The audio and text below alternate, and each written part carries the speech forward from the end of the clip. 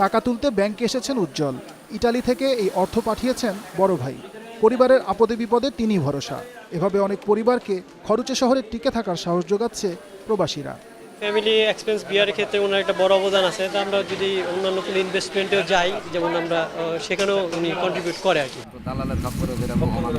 শ্যামল গ্রামের খেটে খাওয়া মানুষগুলোকে সচ্ছলতার স্বপ্ন দেখাতে প্রবাসী স্বজনদের ভূমিকা আরও বেশি।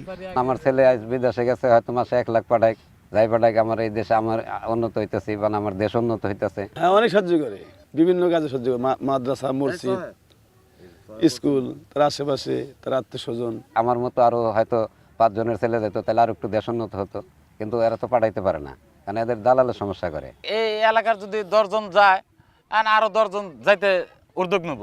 চলতি অর্থ বছরের প্রথম 5 মাসে রেকর্ড $620 কোটি পাঠিয়েছে প্রবাসীরা, যার কারণে বৈদেশিক মুদ্রার রিজার্ভে রেকর্ড গড়া সম্ভব হয়েছে বলে জানান সংশ্লিষ্টরা। কেন্দ্রীয় ব্যাংকের মূল উদ্দেশ্য কিন্তু profit is not there main ইয়ে। আপনি এইখানে আপনারা প্রবাসীদেরকে ইনসেন্টিভ দিচ্ছেন না কেন? প্রবাসীদের যা আসে, বললাম তো যে কি কষ্ট করে তারা টাকাটা পাঠান, তাদের জন্য কি চিন্তা? শুধু আমরা কি সরকারের দিকে তাকাবো? আরও ভালো করার সম্ভাবনা অবশ্যই আছে। শ্রমিকের গুণগত মানটাকে আমাদের এখানেই বাড়াতে হবে এবং মধ্যম আয়ের বা অন্যান্য শ্রেণীর যারা স্কিল লেবার, তাদের সংখ্যাটা বাড়াতে হবে। স্বাধীনতার পর প্রবাসীদের পাঠানো প্রায় $1.25 লাখ মিলিয়ন সার্বিক অর্থনীতিতে দিয়েছে স্বস্তির সুবাতাস। আমাদের প্রিয় মাতৃভূমি, লাখো শহীদের রক্তের বিনিময়ে অর্জিত এই দেশ এগিয়ে চলেছে সমৃদ্ধির পথে। আর এখানকার জল, হাওয়া, মাটিতে যে প্রশান্তি, তাতে মিশে আছে লাখো প্রবাসীর বিসর্জন।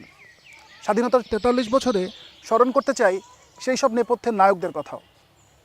সিহাদ সিন্ধু, যমুনা নিউজ, বালুচরা, টাঙ্গাইল।